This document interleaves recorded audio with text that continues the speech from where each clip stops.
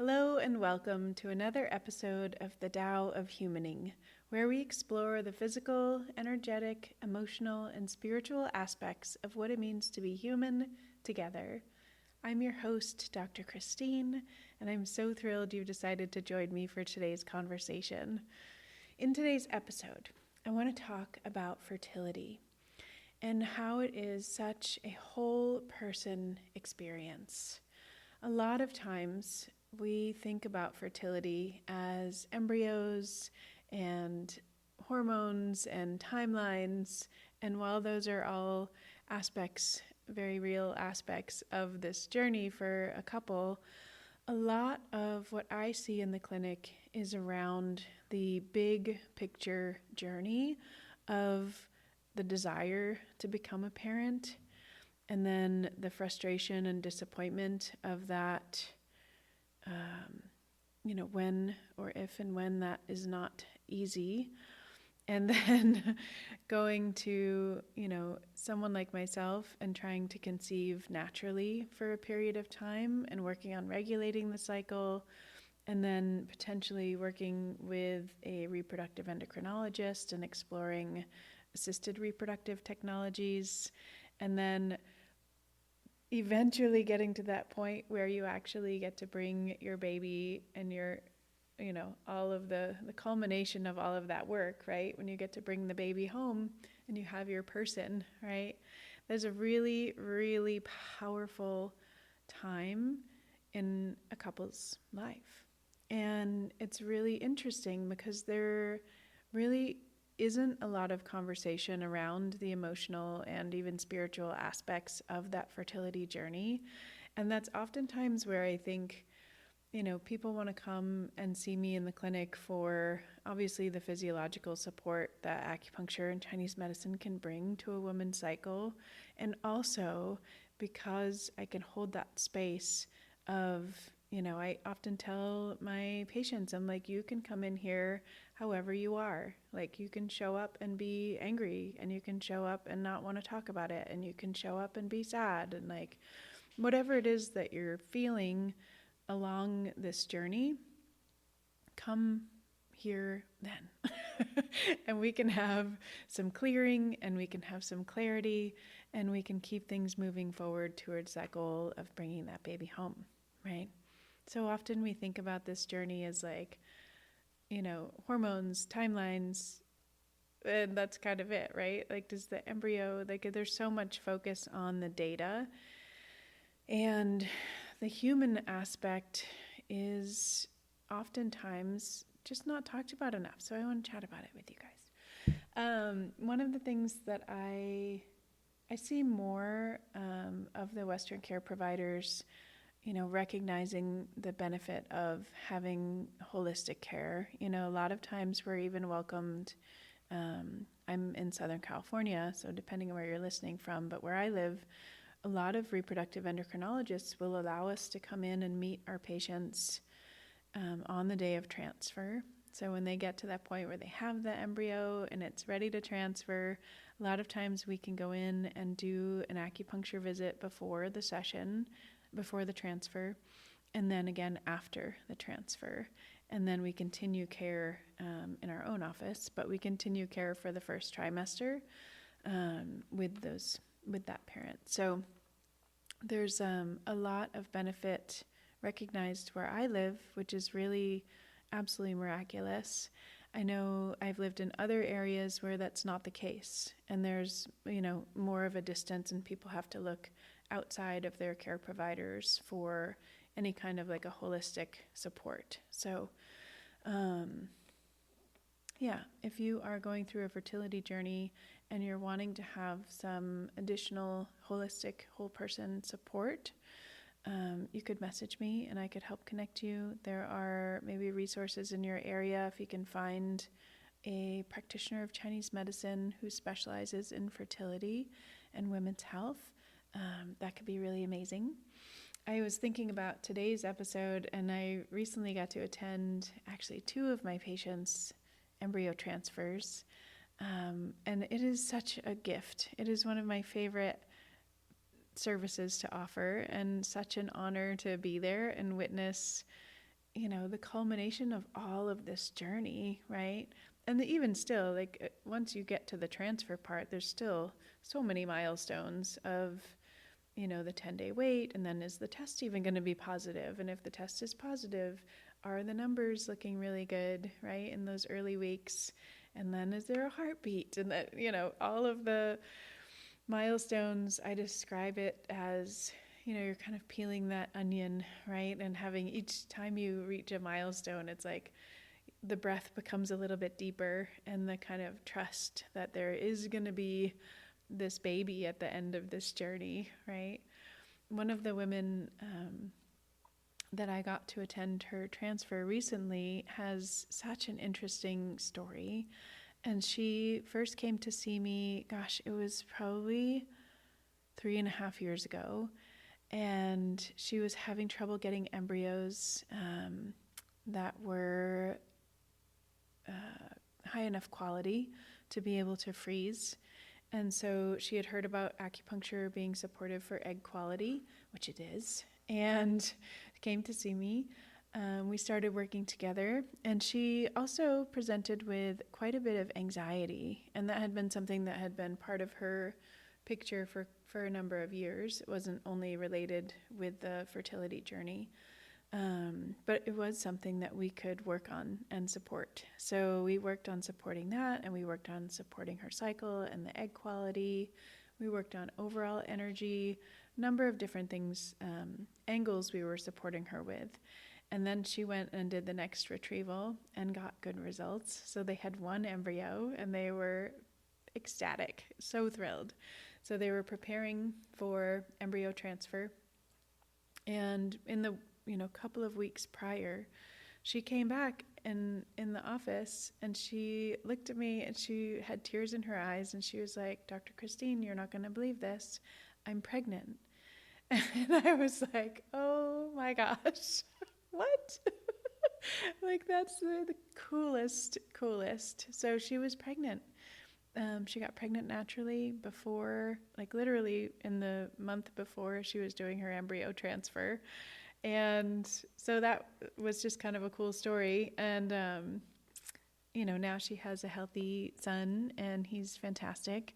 And they were gearing up to transfer this one embryo that they've had for now 3 years. So we were kind of laughing because it was, timeline wise, that embryo was created before her son was born. And so there's like a weird way that the embryo is older than the brother who's really going to be the older brother.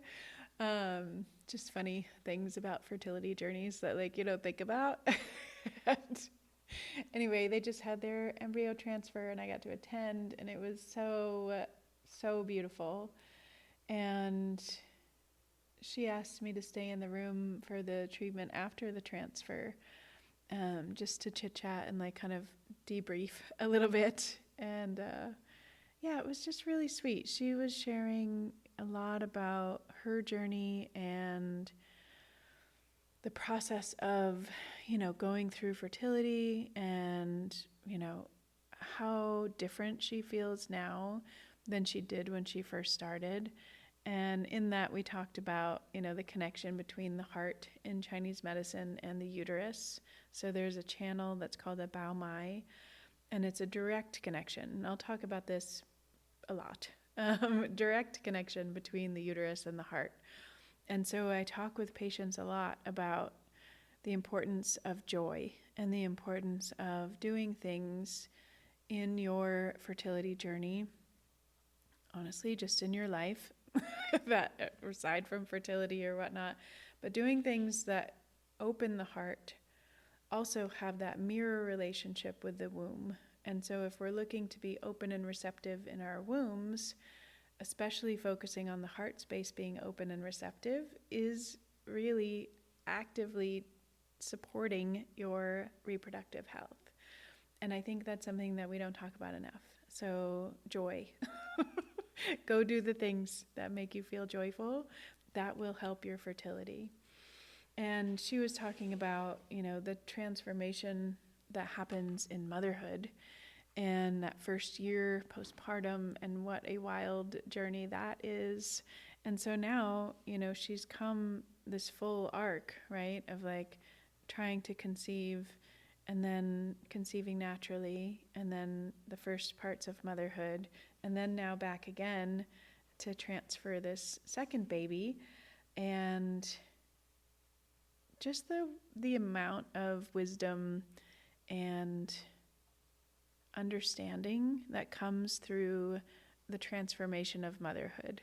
And we've talked about this a lot in here too, but it is that, learning to live with uncertainty and learning to live with surrender and trust, and, understanding that we're capable, right, of whatever comes our way. And the other aspect that we were talking about was, this ability that we have to hold a lot of emotions at the same time, seemingly conflicting emotions. And that was something, that she really noticed in her journey as well, right? That she could hold these anxious thoughts, and she could also hold the space of being really loving and open and present with her son. And we talked about how interesting that is as a mom, because you really do, the things that we beat ourselves up for, we're going to talk about this in another episode too, but the things that we beat ourselves up for, like, our kids don't notice or don't care. And I remember her in particular when we were talking about anxiety and her feeling anxious, and she was worried that she was going to be, not ideally a perfect mom, although that wasn't the words that she would have chosen at the time, but it's like our perfectionist side shows up, right? Because we want to do the best for our kids, and we want to be the best version of ourselves. And somehow we set ourselves up for that expectation that that's going to be all of the time, and that's not realistic. And it's also not human. And so, her and I have had a lot of these conversations over the years of, it's okay for our kids to see our human side. It's good for them. It's healthy. It's normal. It's beneficial for them to see the full range of human experience, right? Including not feeling great and not being able to, show up the way that we want to. It's so good for them to be able to see that too, right? Or for them to be able to see us make mistakes, right? And then have that repair. I talk with so many moms about that, especially in the toddler years when things get a little more intense. And that's, postpartum, I don't know, gosh, the first 3 years, right? They're just a little bit bananas. Let's be honest. And it also brings up all of our stuff. So as moms, we're exhausted, and we have these humans, that are quite dependent on us at that age. And they're going to reflect things back to us that brings up our stuff, right? And I don't think that's a bad thing. I actually think it's great.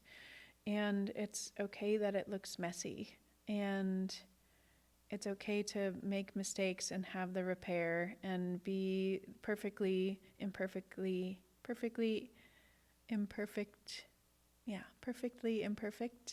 as a human parent who's navigating, this journey for the first time. It's like you're only a first time parent once, right?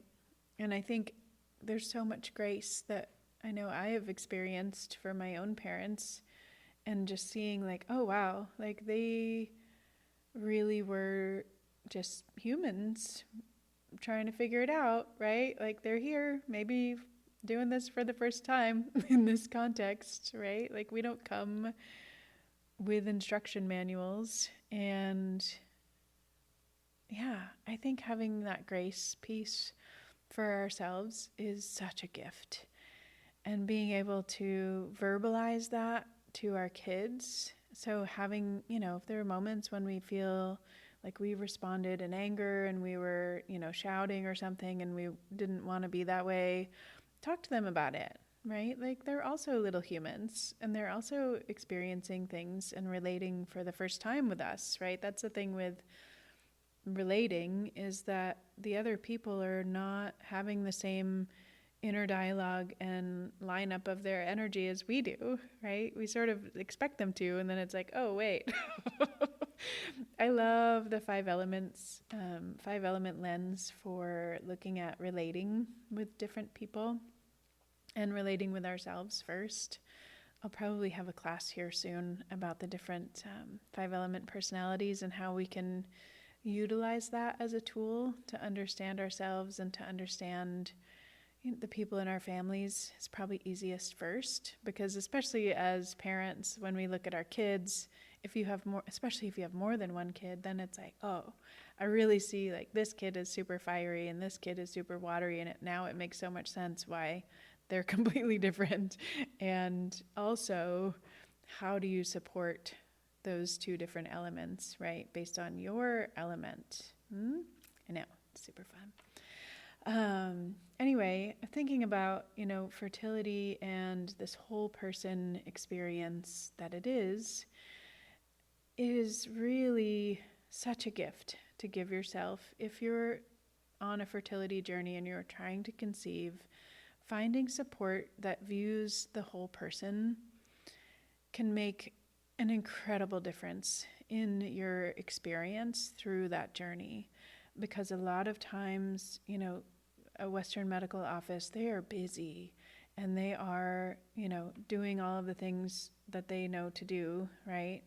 And sometimes you leave the office and you're like, oh gosh, I have these questions, right? Coming in to see someone like myself, like I can sit and spend more time with you and go over the different, even just the medications, or, encourage you to talk to your doctor when that's appropriate, and like having a support where you can come and kind of debrief through the experience. Really good.